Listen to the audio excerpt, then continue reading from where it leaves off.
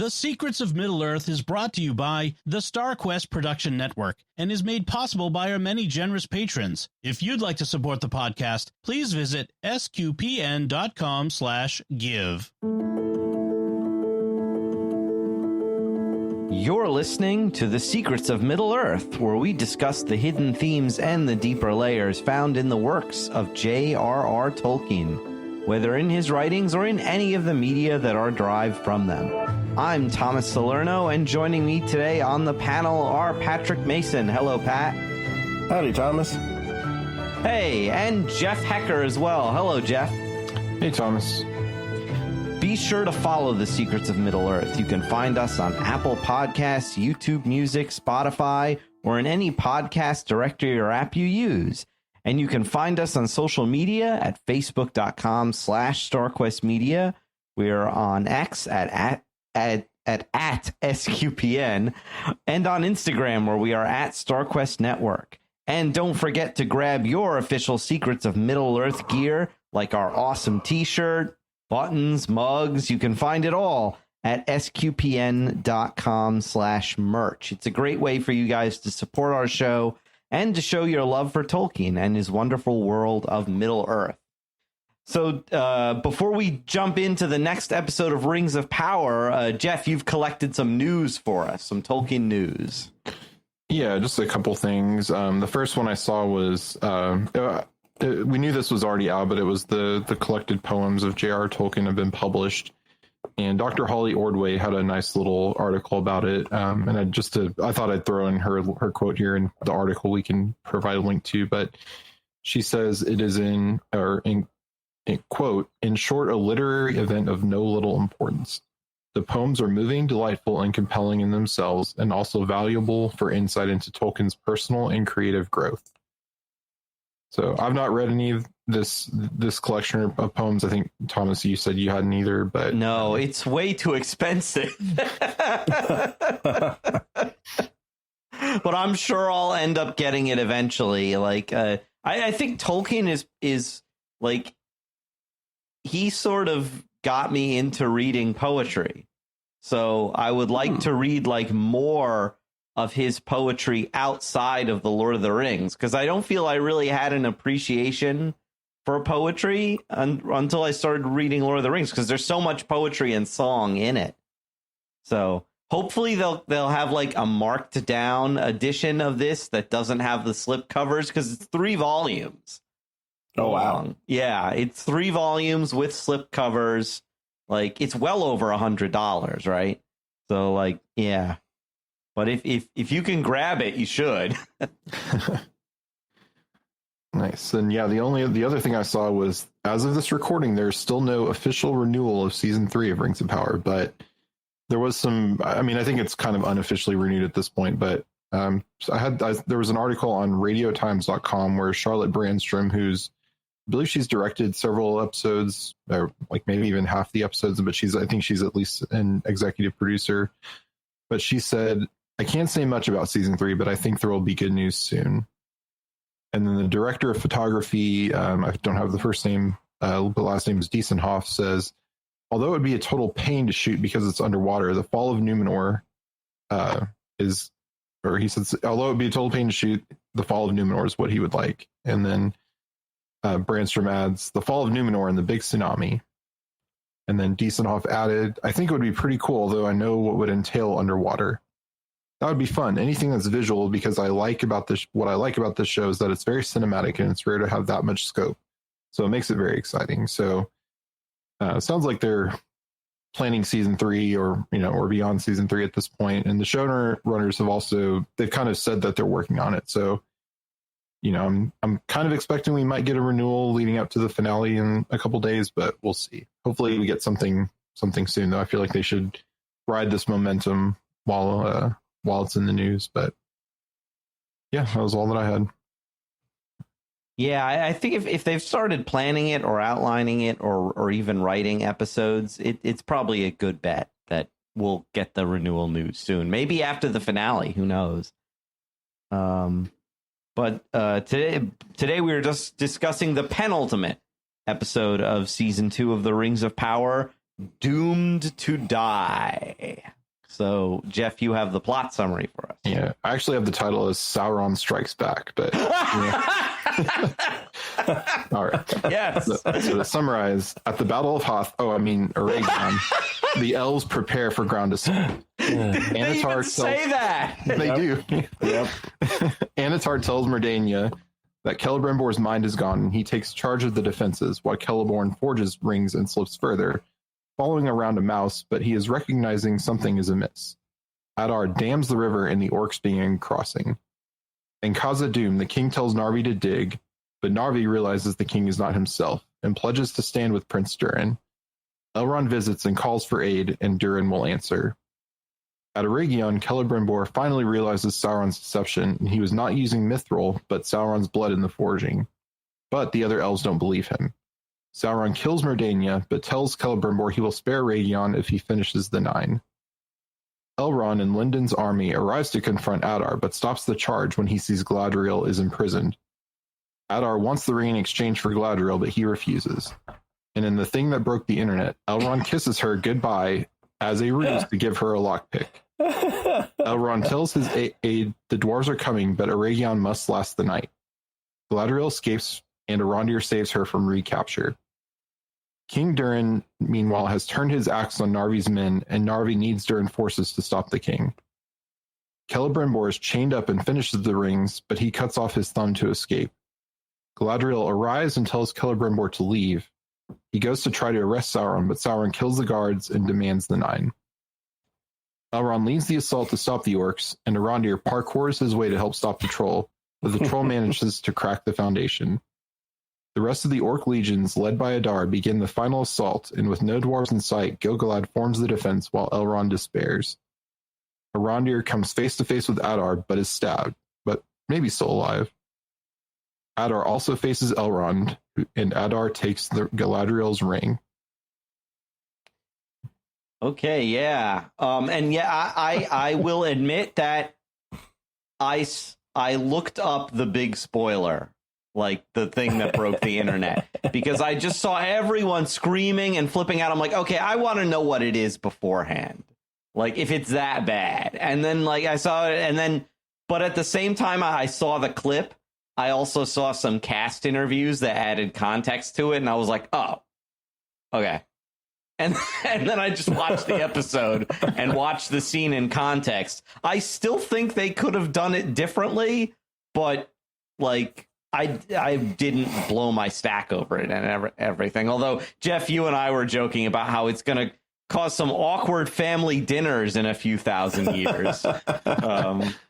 Yeah, it was. So I immediately knew it was probably him slipping her a lockpick or something. Like I was like, there's no way they're going to actually do this, like to have it mean what, you know, as like an actual romantic thing. But at first I thought they were going to do the thing like they do in spy movies or something where like he slips her the lockpick, you know, in the kiss or something. But Yeah. luckily, I actually thought it was the ring. Like before I saw the lockpick. that was my other thought, is that he's slipping her the ring. But but then you see not long later she has this like, I guess this like retractable lockpick thing, which was pretty cool. Like I guess elves just, you know, have these things around. You see Elrond take it off his cloak very obviously, and I don't know how the orcs missed that, but yeah, I think I was kind of thinking jokingly, oh, it's like in a D&D or something. You got to cast distraction or a distraction spell so that they don't notice the sleight of hand. Because yeah, that's right. But regardless of that, I enjoyed the episode a lot. I caught the Empire Strikes Back references throughout. Although, but it also, speaking of Star Wars, when Celebrimbor and his guys go to arrest Sauron, shouldn't he have said, "It's treason then"? Well, you didn't see Celebrimbor saying, "This party's over." Yeah. Oh my god, that would have been terrible. But in any case, no, I enjoyed this episode a lot. In terms of general other thoughts, Jeff, did you have any other just general things before we get? No, I thought it was a pretty good setup for the finale. I would say it's probably not this of the like this back half of the season is probably maybe not the strongest episode, just because there were some goofy things in it aside from what we've already talked about, but yeah, I mean, overall I liked it. It sets up the finale, and I'll probably rewatch this like right before I watch the finale just to kind of see it kind of in that context. But yeah, overall it's pretty good. Some of the stuff, like I said, was like, we'll talk about, but Elrond at the end, like, Durin will come, or whatever he says, like repeating his line, but Durin will come, but Durin will come. I was like, do you really need to say it, more than once or more than twice? He kept saying it, so trying to convince himself, I guess. Yeah. So, I mean, yeah, some goofy things, but I mean, that's par for the course with the show. So, yeah, overall, I enjoyed it. What do you think, Pat? It hurt to watch almost every minute of this episode. not going to lie here. Wow. This was painful. And funny enough, like the thing that broke I was kind of like, meh. It was it was a sleight of hand thing. That was fine. I did not have a problem with that. That was like one of the few things in this episode I was okay with. It was so much of it. Just we'll get into it as we get into the details, but I just had a lot of problems with this episode in general.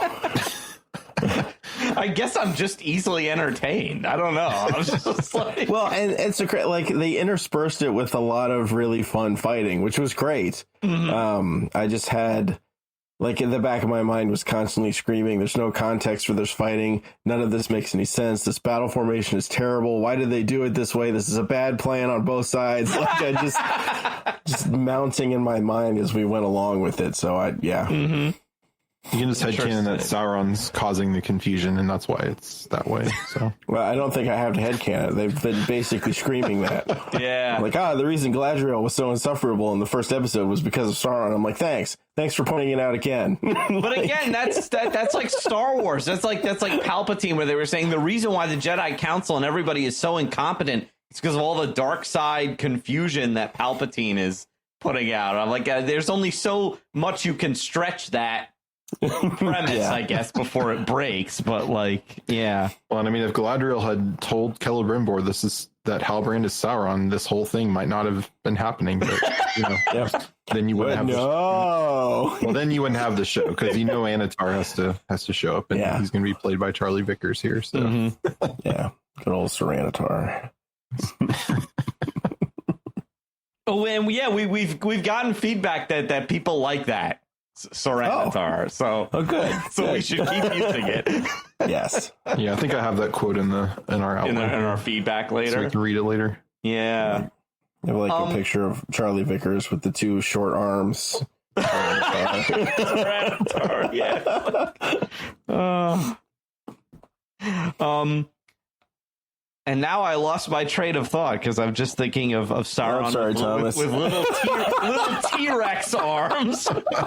Hilarious. Oh, I know what I was going to talk about. What did you think of Celebrimbor discovering that he's in the time loop spell with the mouse? Like, I thought that was very clever, but and I liked how he reveals it to Sauron, and Sauron's trying to, like, dissuade him, and I don't know. I liked that bit. What did you guys think? Yeah, I like that too, and Celebrimbor, it was kind of funny. Hello, Mr. Mouse. Like, hello, Mr. Mouse. Yeah. I mean, they're doing a really good job of portraying him as like someone who's like losing their grip on reality, right? Which, I mean, I'm glad they're kind of. I'm not a huge Celebrimbor stan or anything, from the books, but I'm glad they're at least like within the show making it, kind of it makes sense why he's descending into this madness is because Sauron's kind of causing it, has kind of wormed his way in, like they've been talking about. So that part at least, made sense within the show for me. And I like that he does figure it out, though, that like Celebrimbor's not completely incompetent. He does figure out that his mind is being messed with. Yeah, I like that he figures it out. I actually like how he figures it out, too. I think that was pretty clever. I don't like where he takes it. It's like, I figured this out, and now I'm going to tell the one being who has the ability to pull this kind of thing on me, and like who I already like, and I'm just going to do it in this casual conversation. I mean, it feels like he got to the point where he's like, oh, I'm in this trap, and then didn't ask who put me here, and then didn't ask the follow-on question, why? Because if you ask those questions, you're like, well, maybe I don't tell Saranatar, and maybe I do something different with these rings that I've been making. Like destroy them, you know? Yes. That was, yeah, I mean, I get it from the plot, you know, they have to get these 9 rings to show up later, of course. So, but I'm like, why, if you know what's going on, why don't you just destroy them? And he, I mean, he it's not tries like he by throwing them in the fire, but that does nothing. Yeah, but yeah, I guess they didn't use mithril, so it's not like they need, you know, something else to break them. So yeah, I don't know why he, you know, what with all the craft that he has, why he couldn't find a way to destroy them, unless they're kind of like the One Ring, they have to be destroyed, you know, within they're tied to Saranatar, so they have to like if Saranatar is alive, then the rings, you know, these 9 will stay alive because they're made out of his blood, basically. Yeah, which they imply, yeah, because he uses like he pours his blood in, which I think is a reference to that deleted scene from the Peter Jackson movies, right? Yeah. Where well, it's because he didn't have the mithril like powder that Celebrimbor thought it was right. Saranatar's blood the whole time, so that's what he was. And yeah, so I think that's part of why they can't be destroyed, is because, you know, they're still linked in that way to Sauron, and that's why they're, you know, eventually the 9 rings will enslave people to Sauron's will, because they're like literally tied to part of him. Yeah. What do you think of his little speech where he's trying to justify to Celebrimbor everything he is and does? How he's like, oh, I'm just a huge victim. You know, I'm a victim. I'm a victim of Morgoth. I like how he has so little self-awareness, Saranatar, that he's like, do you know what it's like to be tortured by a god? And I'm like, yes, he does, because you're doing it to him right now. Right now. Well, it's more like he's being tortured by an angel. Come on, no. Well, yeah, but a lower G god. So like, yeah. But yeah, and how he's like, you know, Morgoth only wished to destroy. I just want to make things perfect. And then what does he say? He says that really stupid thing to him where he's like, I'm your victim. I'm the victim of your obstinance, and everything bad that's happened to you is your fault. And I'm like, total like gaslighting of Celebrimbor here. But I like Celebrimbor's response to it. He says, you truly are the Lord of Deception. You can deceive even yourself.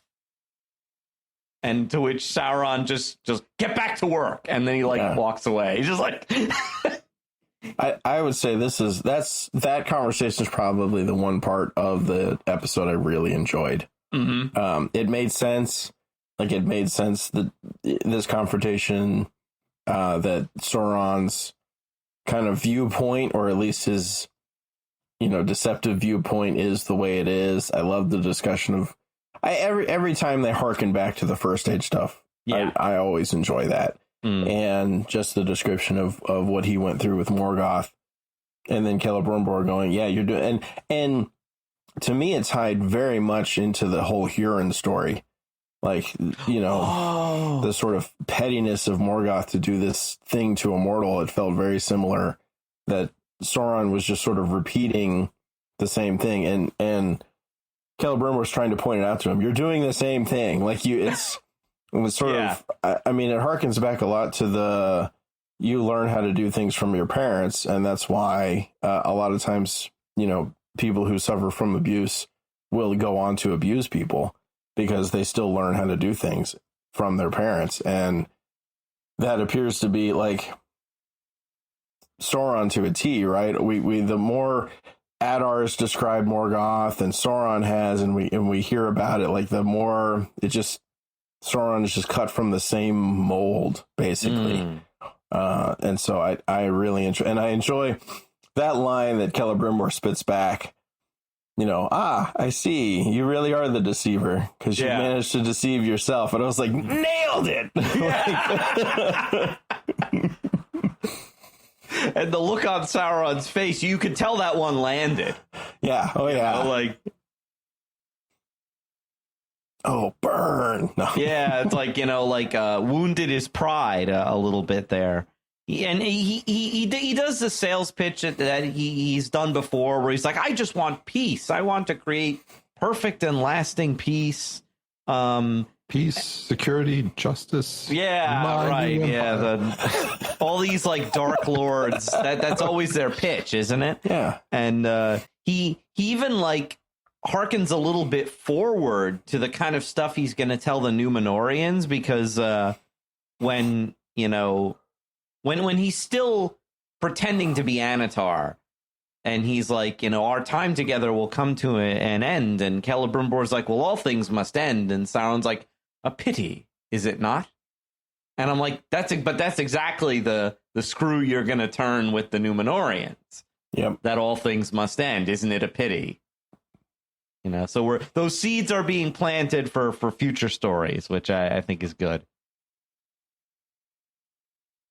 And I like that just a little bit of Sauron like lore stuff. I don't think this is in the books anywhere, but I thought it was a neat addition. The dwarves call him Sauron Stoneheart, and they say he stole the 7 smithing secrets from the dwarven fathers, which I thought was a cool little.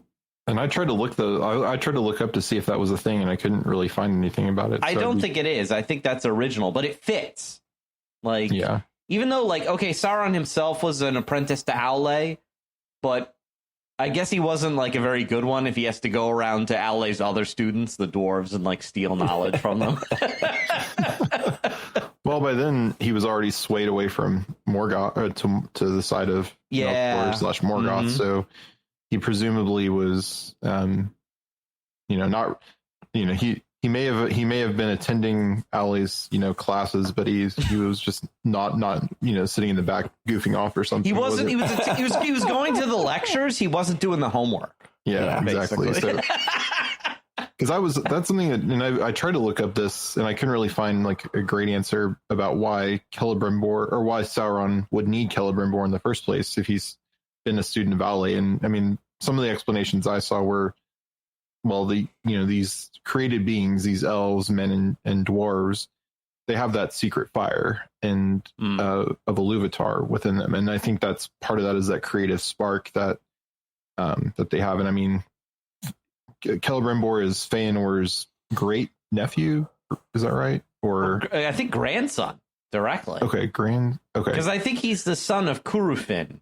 Okay. Who's the son of Feanor. Okay. Yeah, so he's related to Feanor, and who created the Silmarils, which were coveted by Morgoth. So there's some spark in there that even the Valar and the Maiar don't necessarily have. And I think it's the secret fire, which I could be wrong. I don't know if the secret fire also pertains to the Valar and the Maiar, but I think it's more of like the creative life spirit that Eru gives to his creations, that are not angelic spiritual beings.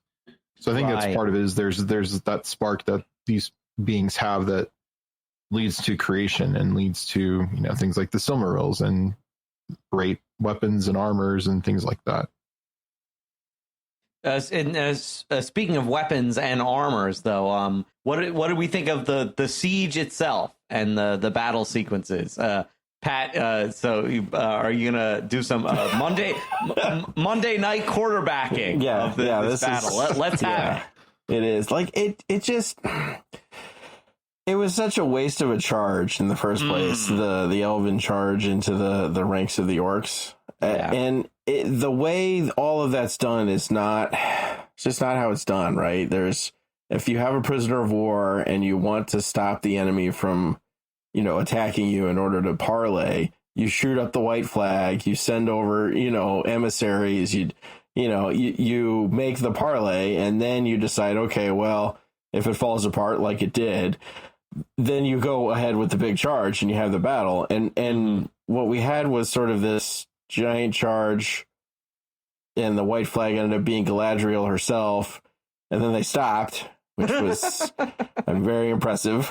Yeah. There was some impressive elven horse crap going on. Like Elrond's horse kicks the orcs at one point. Oh yeah. That's funny. Yeah. And then you get the parlay. We can skip that, but talk about that separately. But then after that, you're immediately in this fight, in the middle of the fight, and I'm like, I feel like I've gone, in media res into a fight that I shouldn't have. Like, I feel like there should have been a big clash. So I took that as Elrond, like after the charge, that the bulk of the elven forces withdrew, and it was Elrond and his aide and a smaller party were the ones that were meeting with Adar. And so it wasn't the bulk of the forces in that skirmish. It was Elrond and his small group as they were trying to get away, or as they were leaving, and then the orcs started just attacking them anyway. So it wasn't like the main force of the elves. Well, then where'd the rest of them go?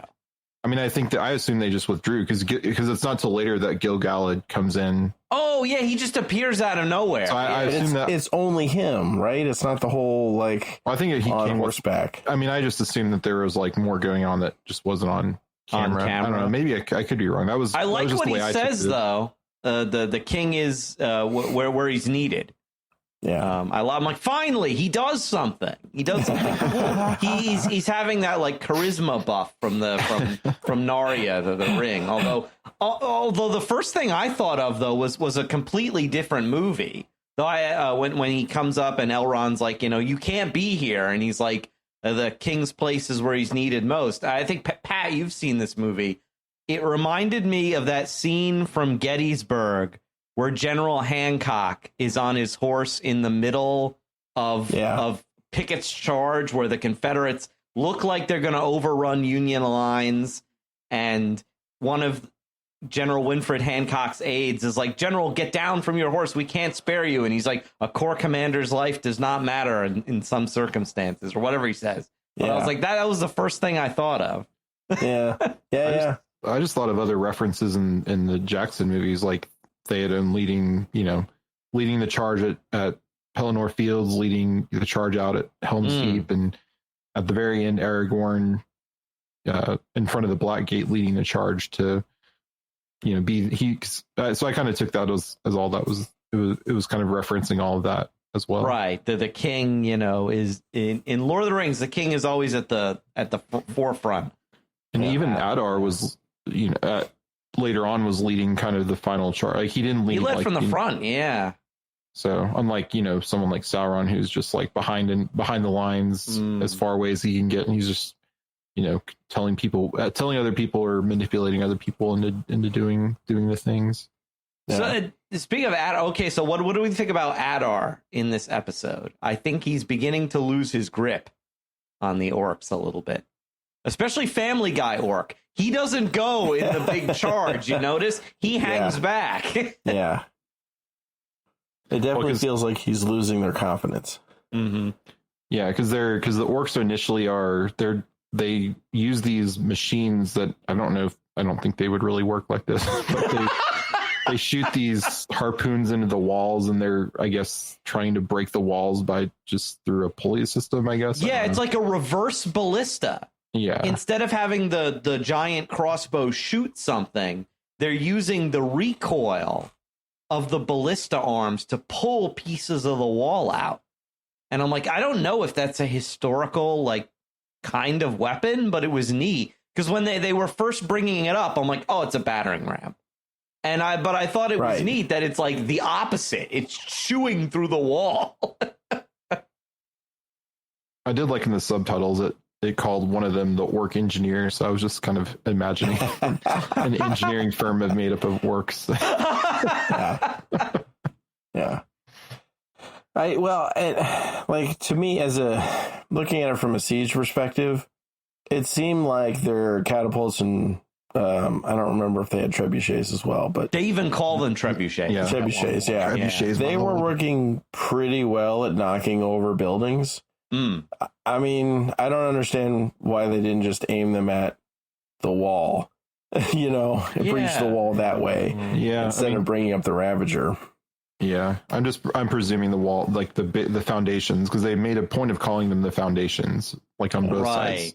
We have to brace the foundations, I think, is what Celebrimbor says. The other thing they could have done historically in this is that they could have undermined the wall, like literally undermined, like dug under it, and that would cause the wall to structurally collapse. I mean, like last season, they had those special digging orcs, the guys with the long claws and stuff. I'm like, where were they? They could have dug a tunnel underneath the wall, but well, these walls are probably pretty deep and built out of stone. They are elven walls, built out of the mountain itself and whatnot. But oh, and speaking of mountain, when they turn the catapults and cause the avalanche that dams the river, that was cool. But I don't know why they didn't do that in the very beginning. I guess like. Maybe they didn't do it because they initially wanted to sow confusion and panic in the city with the fireballs. Yeah. So that then no one's paying attention. So then they can turn and start shooting at the mountain to cause the avalanche. Well, yeah, because if they had to give them something to worry about, because if they initially just showed up and started shooting the walls, like I feel like some elves could have snuck out and just killed off those orcs that were doing that. So I think they had to kind of give the orcs or give Eregion something to worry about that was distracting them and to give them time to do that. My brother said it was kind of when they caused the avalanche, it's like the opposite of that bit in the Peter Jackson movies where Treebeard breaks the dam in Isengard. So instead of release the river, it's dam the river. Dam the river. Yeah, and another opposite is it's on the light of the fifth day, look east. And Gandalf appears. There is a guy on a horse initially in the sunrise, and I'm like, oh, okay, like we're gonna. But now no one comes. Yeah, and now I'm wondering. So I have it as a note. I know we're kind of jumping through Eregion, but I almost wonder if this kind of sows some discord between Elrond and Durin. Like where Elrond won't trust Durin, and if Durin lives, we'll see. Yeah, if he survives, if there will be some distrust there, and then I was like, that's kind of sad. But so I was kind of thinking, like, if that's what they do, the way to redeem that could be, at the Last Alliance or something. Durin takes a blow meant for Elrond, and kind of they have a last kind of moment of bromance together before he, Durin. If they want to follow the way it's described in the appendices, then the dwarves will show up to this battle eventually. Yeah. If they want to do it, and if they get there, if they kind of follow this 5-season plan, we've kind of been speculating, right? But yeah, Casa Doom. We have. I liked Durin's speech. It was a little bit hammy, but that's fine. That's how these like rally the troops sort of speeches in movies and shows go. I like that they all said the battle cry at the end, Baruch Khazad, the axes of the dwarves. That was neat. But yeah, what did you think of the Casa Doom stuff and the sort of final breakdown of King Durin's mind, where he's like, I'll do it myself, Yeah, because Narvi comes up and says, because initially Narvi goes down and they're act like they're going to fight Durin and Disa, who I guess have been just camping out there, I guess, for a while. And but then they throw down their weapons and they say, we're with you. And then Elrond shows up and they have their whole scene of they're comparing their traumas of like, you don't know what's happened to me. Well, you don't know what's happened to me. Oh, that was great. Where it's like, oh, and I liked his insult. What does he call him? Durin calls Elrond like a flagpole or you title-haired, flowery-tongued flagpole. Yep, that was great. Yeah. But then, of course, Durin does his rally and, gets everybody hyped up to go fight, for Elrond. But then, of course, the king goes crazy and goes cutting through everybody. And we don't know if I'm assuming, just because of, Disa's the main character, she won't die here. But, he doesn't know if Disa's alive. So they have to go and handle this. And I did rewatch the trailer before the new episode came out, and there's a scene of the Balrog. So I think we might see the Balrog like waking up and starting to do some damage. We don't have probably much time, but I think we'll at least like see that kind of starting to happen. So it kind of seems like we're going to end on a lot of cliffhangers this season. Yeah, I think compared to last season. I was surprised how much singular focus there was on Eregion and Khazad-dûm in this episode. We didn't get really any of the other storylines. No, nothing Numenor and nothing not Gandalf. So I guess we have to deal with that next episode. Isildur's just dropped off the map, man. He is gone. He and Theo are just hanging out at Pelargir. Yep. Maybe that's that's like the spin-off shows, just them kind of hanging out and growing out for a while. Wasting away again at Pelargir. It's like... Sorry. No, I kind of assumed Durin, because the elder, he sort of snaps up and grabs his axe and goes. I assume that's like a direct command from Sauron. Hey, go wake up the Balrog.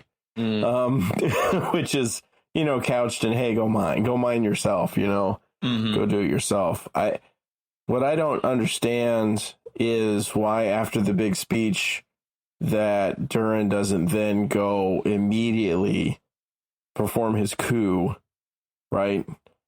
And then go out. And like, why are we suddenly in this confrontation zone of, okay, you've either got to take care of your father, or you've got to go out. Unless the timescales are just super smashed together, which they didn't feel like they were, but then again, it is this show, and it's really good at just smashing those timescales.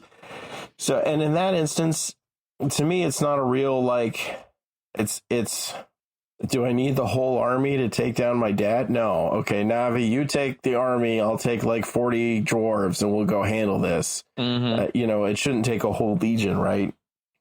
And it won't. Like, I assume in the scene we're going to get, it's going to be Durin and like 5 other people, and Durin the Elder will say it's treason then and twist in the air and cut them all down. Except for Durin. That's where we'll get the reference. Yeah. And that'll wake the Balrog up, I assume. But I didn't get the tension there. And then we move on to them not showing up, and I'm kind of like, but why? Like, I don't know. Well, and the distances are also like, how are the dwarves going to get there? Because I mean, in some episodes it's been like Eregion and Khazad-dûm are far apart, but here it's like everyone's like they're going to come, and it seems like it's the next day or something that they're going to get there. So I don't know how Arondir gets to like Eregion on foot, like parkour. Seemingly in like within a matter of days. I'm like, that's like thousands of miles. It takes the Fellowship like weeks and months to traverse this same ground. Well, they also had hobbits, and that they had to end a dwarf. They just not fast over long distances. He was just parkouring. It was like if you've ever seen like Naruto or like a ninja anime or something, it's just like jumping through the trees. Like and roughly the speed of sound, just slightly below. Yeah. And I have the funny theory that Arondir is alive and will teach Legolas parkour in between now. So I'm hoping Arondir lives so that that theory can take place. He's wounded such that he can't do it anymore, but he has to pass on the secrets. Yes. From here, I will teach you parkour. But, yeah. I did like when, because you don't know he's there, and it's when Galadriel's to jump to that. She's and so I guess before we get there, I don't know if we want to discuss the thing that broke the internet or well, that and just the confrontation with Elrond in general. And Elrond sows a little bit of that discord among the orcs. Just he says like, are they willing to essentially throw their lives away for this? And the orcs kind of go like, they start like grumbling amongst themselves. Yeah, and what annoyed me more than the kiss was Adar said Melian of the Valar, and I'm like, Oh, it's not. She's not. She's a Maiar. yeah. And I mean, I get it. I guess they're just trying, because in the show they've talked about Valar. They haven't really, like, I don't think they've name dropped Maiar, and so I mean, I kind of get it from a casual audience, but I mean, you could have said like you have divine blood, or they could have said anything, but they said that. I'm like, so that's kind of what annoyed me, is like, this is an easy thing to get right. For Tolkien nerds, and right. Yeah. I guess I didn't notice it because I was just like, they name dropped Melian, and then like I didn't even notice. Anyway, I like that he calls Elrond like, well, you're not really a fighter. You're more built for quills and scrolls and politics. And then like immediately Elrond does that. Well, are your orcs willing to die for and he's just like, okay, well, I am. You're right. Like, he also says, you've never seen me fight. Yeah. Right. Yeah. And I was like, go watch The Hobbit and you'll see. No, I'm kidding. But then, we see him fight much more a lot in this episode. So I saw at least some people. Oh, no, wait. But before I get to what I was going to say, when Galadriel does escape, I like her little, she takes one of those orc, dragon skin cloaks that they use when they're out in the sun, and very poorly disguises herself as an orc. It's very much Thor walking through, God, what was that place called? In Ragnarok. Yeah. But your face is showing. Not when I do this. And then he never covers his face again. He just walks around open. And I think there was like a lady orc there, because she was like, help me with this. Help me. He had kind of and it's like, you have pretty hair. It's like this Wicked Witch voice. By the way, there were a lot of great in the battle scenes, and my brother and I both love this because of how silly it is, where they do those really tight close-ups of the orcs just going rah, and being and spitting and just going rah, and that. Those always make us laugh. So that was appreciated. Yeah, those actors are just they had to sit through all the makeup to get there, so they're gonna make the most of it. Yeah. Ham it up as much as possible. Oh, and I liked the sort of orc version of Remember You Are Dust. Yes. And to dust, they have that funeral rite, so the orcs get cremated, and Adar comes up to them and says to each of the bodies, oh gosh, what does he say? From fire you return to darkness, or something like that. I just like that. I thought that was a neat little bit of orc culture. It does bring on the speculation as to what happens to the orcs after they die. Mm-hmm. Do they just disappear? Do they go to the halls of Mandos? Are they, because they're kind of fallen elves ish? I mean, what's going to happen to Adar? Because he's like just he's not even a full step away from the elf. He wasn't. I mean, he is effectively still an elf. He'll get out of the halls of Mandos, 1 second before Feanor. Whose side will he take in the Daggerath? That would be an interesting. Yeah, I like Adar a lot because I feel like of the original characters, he fits the most something that Tolkien would have created, especially in his later years where he was really wrestling with this idea. And it's J.R.R. Tolkien, so he's way too hard on himself. But he was wrestling with this idea that through a lot of his writings, the orcs are just kind of mindless monsters. And he's like, but that's not how it would be in real life. Mm-hmm. They would be people. And so, he started to struggle with some of the very things you mentioned, Pat. What happens to them after they die? Are they just irredeemably evil? Are they just damned from birth? What? Right.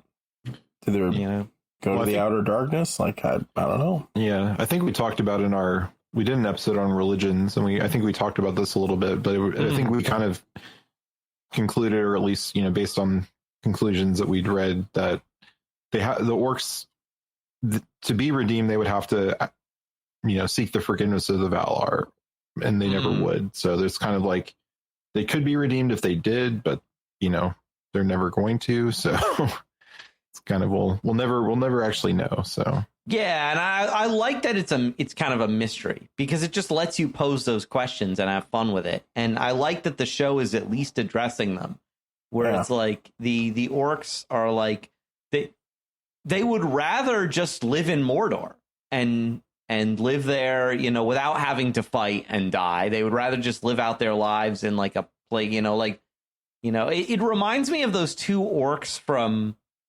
in the books from the very end of the Two Towers, Shagrat and Gorbag.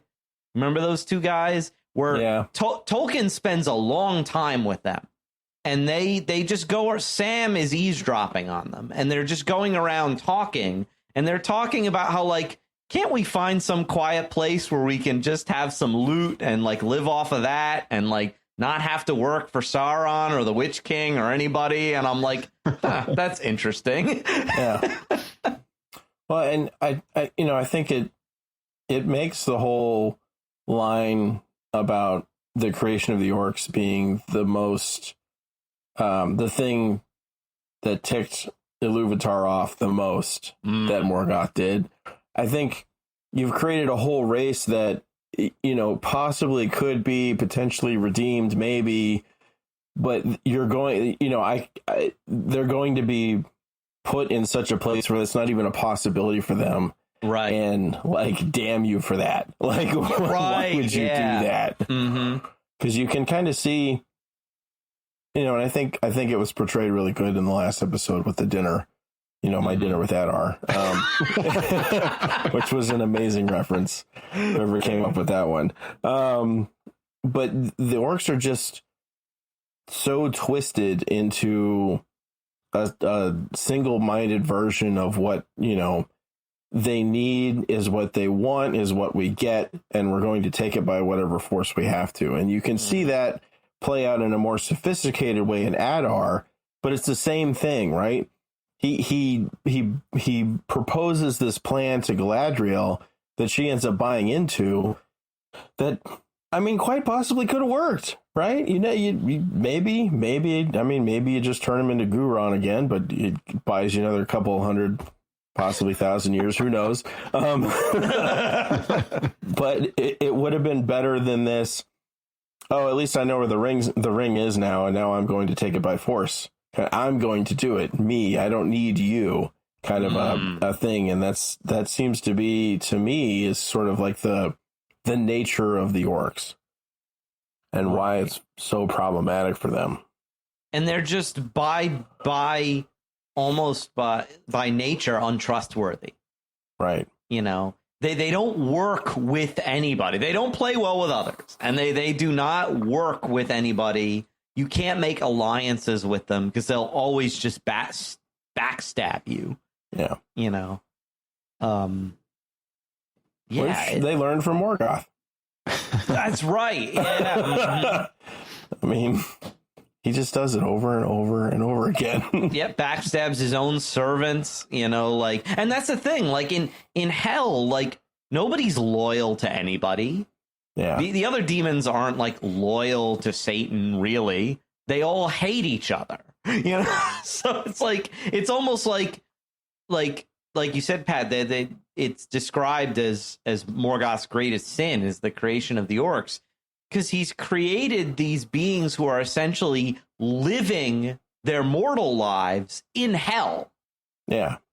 Like before they even die, they're literally living in hell because they're motivated and fueled by just hate and anger.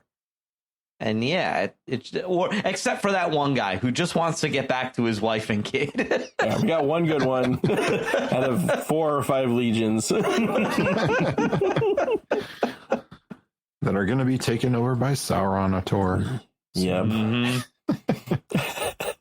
Oh my gosh. I saw at least one person who was disappointed in what we got out of Damrod the Troll. What did you guys think? I liked that scene a lot, and I like that it takes, because at first I thought, Arondir's going to come and he's going to parkour the troll to death and that'll be it. But no, it takes like several like hero level elves to take out this one troll. And I like that because it shows what a powerhouse just one troll in this army is. Yeah, and before we get there, because when Galadriel was, I liked her line when because it's Arondir that saves her from being recaptured after she's escaped. And she says there's, she's trying to convince him not to just follow your vengeance blindly. But she says there's already a dearth of elven heroes this night. So she's saying there's already a lot of people have died, and you can do more than just, I mean, he's wanting to go kill Adar because Adar killed Bronwyn. So and presumably he wants to die in the attempt. It's like suicide by. But so she's telling him you can do more than just give into your vengeance. So I did like that. And this also echoed, I mean, it's very Two Towers because it's about a siege, and because they're like in Two Towers, you have the Uruk-hai who's trying to blow up the one way into Helm's Deep, and Aragorn saying, "Bring him down, Legolas." And so it was a lot like that. They're trying to bring down this troll. Yeah. And I like how the troll picks up an orc and uses it as a shield from arrows. And at one point, 2 orcs throws an orc in the air and bats it away like it has a tennis racket. That was weird. Yeah. Up under the wall onto an elf. It took both of them out. Yeah. That was great. Yeah. Yeah, I like the later part of the battle from a strategic standpoint makes no sense to me at all. Like, they show the horses going into the muddy water and getting stuck and whatever. We have to call back to Atreyu as much as possible, I guess, in this season. And what is it he the horse dies from again? I always forget. Sadness. Okay. Sadness. Yeah. Dies from sadness. So if I have a bunch of horsemen, right, I'm cavalry charging, and I've got to go into this, battlefield. I'm going to keep to the high ground, and I'm going to take out those siege engines, which are not in the muddy water, which are not in that part of the battlefield, because at that point in the battle, the guys on the wall are doing okay. They're not, the wall hasn't been breached. They're having trouble and everything, but I'm going to get rid of those siege towers so they're not a problem anymore, so they don't breach the walls. And then I might dismount, and then I would charge from the back, right? And instead we get this, I don't even know what we get, and that's my big problem. I have no strategic aerial view of this battle ever shown. I don't have a sense for, like, why are they making the decisions they are. The fight with the troll was a lot of fun, but then again, I was disappointed with how little damage the troll did. That's what I saw some people say, that it didn't do enough damage. In a way, Pat, it reminds me, this battle, I was just realizing, reminds me a lot of World War I battles that you see in footage or in movies. It's dark, it's muddy, people are thrown in human waves stupidly to die. And yeah, and, I watched the last half of 1917 right after watching this episode, so I know exactly what you're talking about. Okay, great, and you're right, by the way. Yeah, it very much is like the enemies on the run, everybody out of the hole and charge in, and then you get stuck in no man's land, and you're like, what is this hell that I am in? But then the last, Adar's charge makes sense.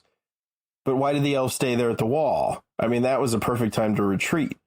They had time. They had, the orcs had to get across the muck or whatever. There's a very limited number of elves there. Why do a countercharge? Why not retreat back to the walls? Because I just every strategic move, especially since your reinforcements from the north, the dwarves didn't show up. I don't know. Very critical of everybody's tactical abilities on this battlefield. And you know what? It's not unique, like, to this show. Like, Star Wars is egregious, especially latter day Star Wars is, like, egregious in how it handles, and not just the live action stuff, but in how it handles warfare and troop movements and stuff like that. And I'm like, they need people like on these shows, on the writing teams, who know a lot of military history, because it would make the battles a lot worse. People in Star Wars shouldn't just run at each other shooting guns and not using cover. Just right at each other, shooting guns, no cover involved. Everybody just run at each other and shoot.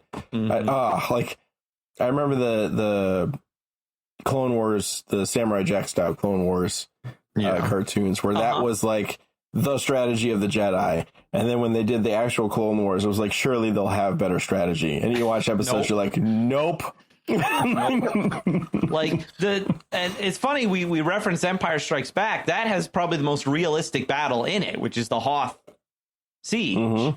You know, the rebels have trenches. They have, and they stay there until they get overrun, and then they break. But yeah, as soon as that one guy is like, prepare for ground assault, I'm like, are you Maximilian Veers from Empire Strikes Back? You know, like what's going on?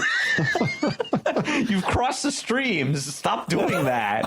Well, and the other big reference was Celebrimbor's. I thought initially it was his hand, but after rewatching it a couple times, it's his thumb that he cuts off, because Adar shackles him into his tower, and he continue forging, and he's because poor Celebrimbor comes out trying to like tell everybody the truth, but then nobody believes him because he's been crazy locked up in his tower, and he's been doing crazy things all season. So nobody, poor Meridiania, who's probably not Celebrian now that she's dead. We don't see her body. We just see the axe descend. Maybe she's just knocked out. And the squelching sound, and everybody going ooh. Poor Celebrimbor, and he's trying to tell her, and she's like, Meridiania says, "You've not been taking care of us. It's been my Lord Anatar." And look at his hand. Look at his hand. It's black, and he just shows his hand. I mean, he's just twirling the mustache. I like that scene because of that. That was perfect. That was well done. And then when he cuts uses his thumb the force to knock Meridiania off the wall. Oh he uses that several times but he makes it look like it was Celebrimbor's, because he's like clutching, holding on to her at that point, and let go of me. Then he's locked up to finish the rings, and then he cuts off his thumb, and I had the thought, or the callback to Maedhros, which we haven't gotten there in our Silmarillion reading yet, but it's a certain relative of his that loses a hand. I was thinking of Frodo, how like now Frodo's not the only one of the 9 fingers, so I just want to point out though, that would not have gotten him out of the shackle, because that's not the wide part. Like, you can cut your thumb off and you still have that, you got to cut a whole big chunk of your hand off. Your hand. You have to. Well, because he's got slender elven hands. I thought that he actually took that big chunk out of his hand, but I could be wrong. Yeah, I thought it was his whole hand the first time I watched it, but then later, I saw him like stick it in there. I was like, wait, that's just his thumb. His thumb. And what my brother and I were saying when we were talking about it was that like the reason, my brother had a good point. He said like, elves, like, and this is in the books, how like elves are hardier than normal humans. They can take a lot. They can take a lot of damage and not die. And so that's probably one of the reasons why when he frickin' cuts his thumb off, and there's a major nerve that runs through there, he doesn't scream bloody murder. Like he looks like he's going to, but he holds it in, and that's probably because he's an elf. He can take it, but. Ooh, that whole scene, I was like wincing really hard. I'm like, that true creation requires sacrifice. Right. It's just, whose will is stronger? And he cuts the thumb. I'm like, whoa, okay. Yeah. Wow. But we still need to see him like impaled on a spike, though. I think we probably will. I don't think Celebrimbor is making it out of this season. No, and yeah, that's another thing. Celebrimbor gives Galadriel the 9 before he goes with the Jedi Council to arrest Palpatine. I mean, like, yeah. He gives her the 9. That whole scene, that made no sense to me. I'm like, there was this brief comment where she's like, "Hey, take me to the, Arondir, let's go to the back way and get there." There's nothing about them actually going through the back way. She just shows up out of nowhere, and everybody just trusts her, including Celebrimbor. And I'm like, okay, if that had turned out to be Sauron, I would have totally bought the scene. I would have been fine with it. I thought it was. I still think it might be. Like, I still think there's a chance. I don't know. But her just showing up, I didn't like it. There wasn't enough. I mean, I just took it as everybody knows who Galadriel is, so they're going to trust her. And I was too busy chuckling because earlier in that scene, you hear like Saranatar like scream, and it just says Sauron screams in the subtitles. I was too busy laughing at that. Yeah, but I do. It is like I was saying earlier. It's funny that she's the one vouching for Celebrimbor when this whole thing is her fault. If she had said Halbrand is Sauron from, if she had said it at the end of last season, then we wouldn't be in this situation. It's like those things where it's like how in Mysterious World several times Jimmy has mentioned those. And I know which ones he's talking about, those Sherlock Holmes stories where if people just talked to one another, there would be no mystery. Yes.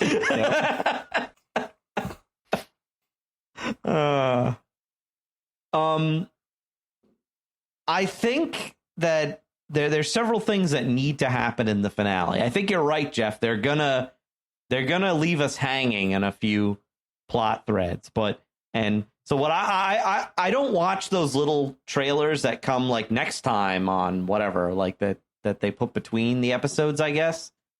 I heard I heard there's some out there that are pretty spoilery. So I've not been seeking them out, but sometimes they come up in ads because that's just the world we're in. You can't avoid them. What I did is that I went to the soundtrack on Spotify and tried to see which tracks refer to things we haven't seen yet. And I've identified 4. One, there's a track called Durin's Bane. I'm like, okay, so we'll see the Balrog wake up. And that was something in the trailer. You see the Balrog waking up and starting to like cause damage and stuff. So there's a track called The Last Temptation, and I think that refers to I have seen some clips where it's like there's a fight between, or what appears to be a fight between Sauron and Galadriel. And I think Sauron's going to try and get to her one last time and have like that one last temptation. And then there's a track called The Staff. I'm like, okay, so I think we're going to see the stranger again, and he's going to get his staff. And then at the very end, I think we may see Tom one more time. Because there's a track in the soundtrack where the actors for both the stranger and Tom sing Tom's song together. So I think we might actually see that. So that's just based on the names of tracks in the score. Those are my predictions for next time. Yeah, the other thing from the trailer that I caught was we see some ships of Numenor. So, like in the harbor, and it's only a brief shot. So, but we could see, Farazan sending the Navy out to, conquer Middle Earth or to colonize Middle Earth. So, because it seems like I thought initially if they were going to get 4 seasons, that the next season was going to be the Akalabeth, but we're not getting that yet because there's just too much to set up before that. So too much going on. So I think the 5-season plan is still on. So we'll probably have next season will probably be the war against Sauron and where Numenor captures them, and then season 4 Akalabeth, and then season 5 Last Alliance. If we get all of that, I'm hoping we do, because it would. But yeah, I think we're going to end on some cliffhangers more than we have. But yeah, I was curious if you guys thought Arondir, is he dead or alive? I've already said I hope he lives so he can teach parkour, but I don't know. I mean, we saw him get stabbed, and But I mean, it's comic book rules, Star Wars rules of you don't see the body, and even if you see the body, half the time it's still it was a clone. And he could go to Mandos and be sent right back. That's a possibility with elves. Yep. Right. I think both him and the lady elf, I think they're both dead. Oh, Rion? I think she's dead. The one who I had that as a note of she's like this elf that we've never met has to be the one that takes the shot. But I think it's part of the it's almost a tongue in cheek joke, doomed to die. Like these are original characters, so these are the ones we can kill. Although I was like, am I going to get it? Is Elrond going to die? Like, we are so close here. Yeah. I was a couple times, I was like, oh my gosh, it's going to happen, especially the fight with Adar right at the end. Yeah, but I don't know. I mean, it could go either way. I mean, I think he could live, he could die. I'm not really, calling one way or the other than my joke theory. So yeah. I figure Adar, Galadriel, and Sauron Saranatar will have a big fight scene. Adar will go down, hopefully swinging, and Sauron will make his escape along with the rest of the orcs. It would be super interesting to me if he ends up taking Adar's form when he does that. I was just about to say, yeah, that would be really cool. If he, yeah. And then, we have a season. Hey, we got him. Let's go. Or he uses his illusion magic and, replaces him. He shows Saranatar's body, they're on the ground, and Adar says, we did it, and takes him back to Mordor. Yeah, I'll be curious how Galadriel gets away with the ring. That'll be the most interesting thing to me, I think. The one question they haven't answered, or that they haven't projected forward.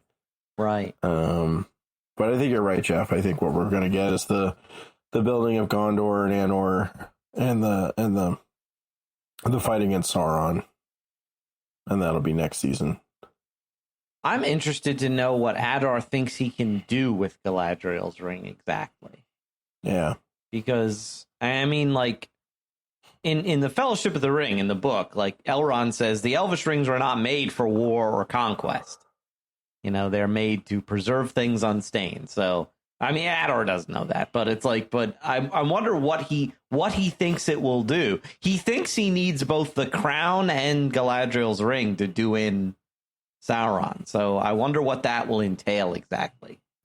Well, he may not even wear the ring. Like he took it from Elrond because because Elrond hasn't worn it. So I think only Galadriel will ultimately wear it. So so we'll see. We'll see what happens. But I don't know that he'll wear it because he might try to use it some other way. Yeah. Yeah. Because I mean, yeah, it's like a dog chasing an animal. Like they'll get it and then they don't know what to do with it. Once they have it, they're like, I got this now. I don't know what to do. Oh.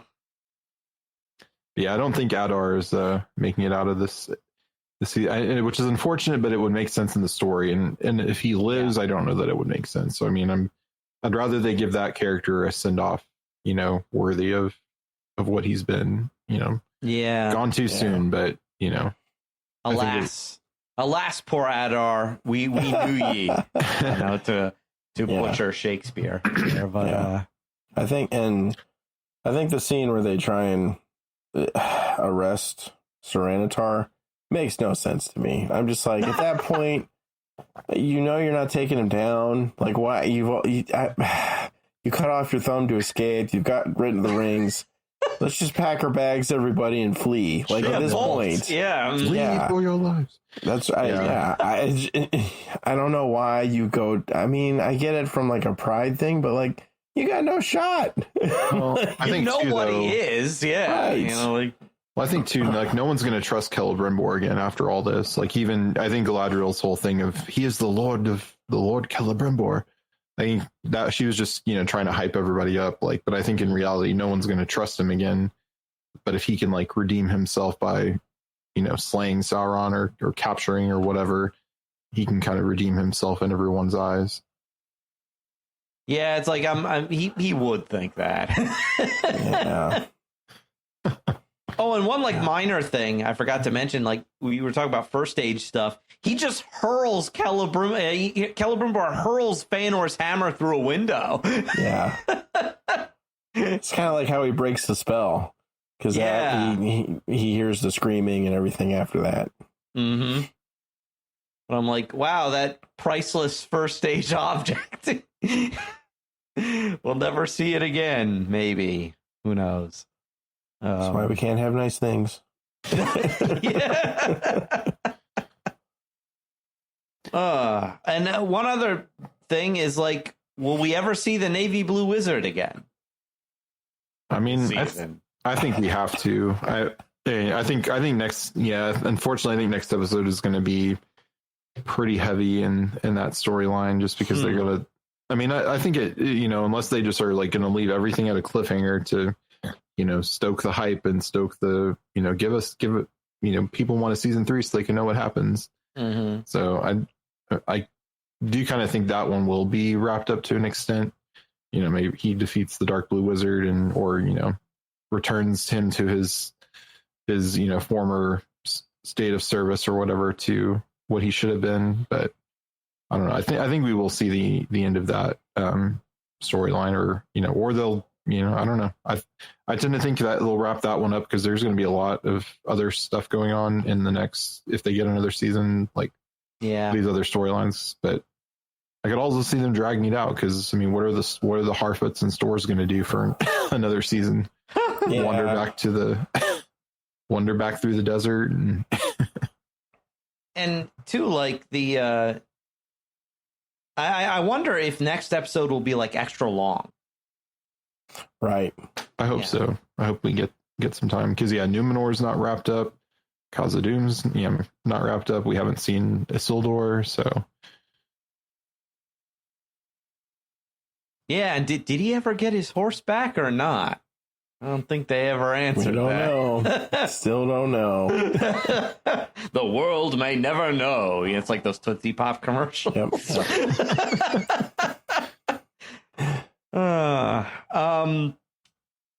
So Jeff, I believe you have some feedback for us if we have no other thoughts. Yeah, nothing else for me. Yeah, just this little bit of feedback from Discord. So referencing what we talked about earlier, Tammy LML on Discord said, listening to this week's podcast, I have to say, just the name Serenitar brings me joy every time I hear it. Thanks, guys.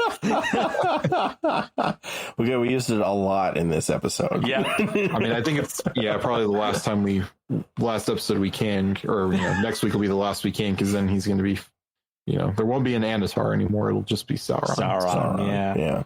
Till he gets captured again. That's right. Yeah. Serenitar loose in Numenor. Does he go by Anatar Numenor? I forget. He might, but he'll pull that thing where he's like, I have many names or whatever, and he'll pull another one out of his hat. He needs to go by Tevildo, Prince of Cats. That'd be nice. And then the other, and there's been some great conversations, so definitely keep going on Discord. But the other kind of bit of feedback I saw was Mercury said, "Do you think they will make Tom one of the two blue wizards? Because bright blue his jacket is. Stranger plus Tom equals 2 blue wizards." Geez, I hope not. I could see them doing it. Sigh. And we never got your meter, Pat. Are you cautiously optimistic still? I am more cautious than optimistic now. Yeah. Because I was really looking forward to them doing the big battle stuff correctly. Yeah. And I don't... it was like they half did it. I don't know. It's definitely not... It was entertaining, but it definitely was not to the caliber of like those battle scenes from the Jackson movies, especially Helm's Deep, which is my favorite. But yeah, but I think we'll get our dose of that later this year with War of the Rohirrim. I think we'll get some very, very cool battle scenes from that. Oh, and we could put this in our news, too. I saw that they are releasing an art of book for War of the Rohirrim. Oh, nice. So that's going on my Christmas list. Yep. I love those. Just in time for Christmas. Yeah, exactly. Yeah, although I think the art book is actually coming out in November, but I'm sure it contains a ton of spoilers, so I'm going to wait for Christmas to actually read the thing. But yeah, any other just last wrap-up thoughts about this episode or thoughts going into the finale? No, I mean, I'm excited to see, excited, a little bit terrified to see what happens. What does Gimli say in Return of the King? Small chance of success. What are we waiting for? What are we waiting for? No, I'm excited. Like I said, this episode, the show is fun to watch, even if it's not always fun, and that it's like, this is amazing and the best. It's entertaining to watch at least, and I've had a great time with this season. So I'm excited to see how it all wraps up, and I hope we get some news soon. Hopefully next week when we're recording our next one, we can say season 3 has been renewed, and we can maybe they'll even say we've given it a 3-season renewal, so we can do the story, and we'll finally see it in about 8 years. Come on, Amazon, we need more material for this show, for this podcast. Come on. Yeah. I'll say, I am pretty down on a lot of parts of the show sometimes, pretty cautiously. But I do generally enjoy it, and I do really want there to be more. They have spun enough of a tale that it's interesting enough to me that I do really want to see it play out. I hope they do it in a good manner. I thought this last episode was a pretty big misstep in my mind. But some of the core elements were still very good. I thought the Sauron, Celebrimbor stuff was all still very good. Adar was still very good. So a lot of it's still moving in the right direction. It was just, and it is a lot of times it's somewhat disappointing, the decisions they make. But I do want to see more. And I'm curious, excited, and as always, cautiously optimistic about the last episode. And I'm sure I'll get into more of this when we do our big bird's eye overview of the season, but I wish the show was more focused, because like you said, Pat, those core elements, especially like the Anatar and Celebrimbor, the Adar stuff, I kind of wish it was just focused on the Numenor plot line. It was focused on the stuff that's good and had cut out a lot of these other extraneous storylines. I feel like it would be a more focused show that was more just, that wasn't so uneven the way this show can be. But so you're saying they should not have done the Harfoots? Yes.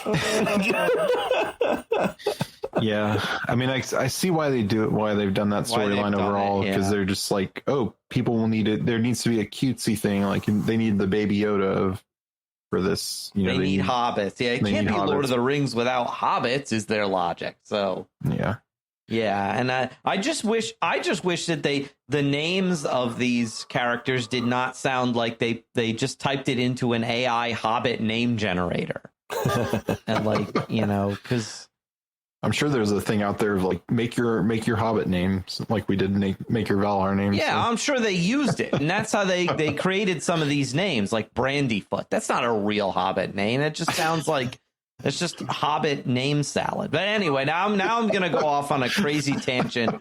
I'm looking for my Gary Gygax's big book of names. I've got it around here somewhere. There's random generators for any race. Oh, that's cool. Yeah. Because some of the ones I've used on the internet before just stink. They're they don't give you anything good. But anyway, but before we wrap things up, we would like to take a moment to thank our great patrons who make this show possible, and who make our long and crazy tangents possible, including Evan L., Carl F., TJ, Teresa S., and Edward H. Their generous donations help us to continue to create the Secrets of Middle-earth, tangents and all, and all of our shows here at StarQuest, and you can join them at sqpn.com/give. So we'd like to hear from you, our listeners. What do you think about the Rings of Power, about this episode? There's been a lot of great discussion, both positive and negative, going on our Discord community. So check it out, because there's been a lot of, really, great back and forth there. And so you can go to sqpn.com/discord to get in on that. You can also follow us on our Facebook page or on Twitter. You can send us an email at middleearth@sqpn.com or leave a comment on our YouTube video. And so join us next time for the finale of the Rings of Power Season 2. So thank you, Pat, for joining me and sharing the secrets of Middle-earth. You're very welcome, Thomas, and I am still cautiously optimistic. And Jeff Haecker, thank you as well. Thanks, Thomas. And until next time, I'm Thomas Salerno. Thank you for listening to The Secrets of Middle-earth on StarQuest.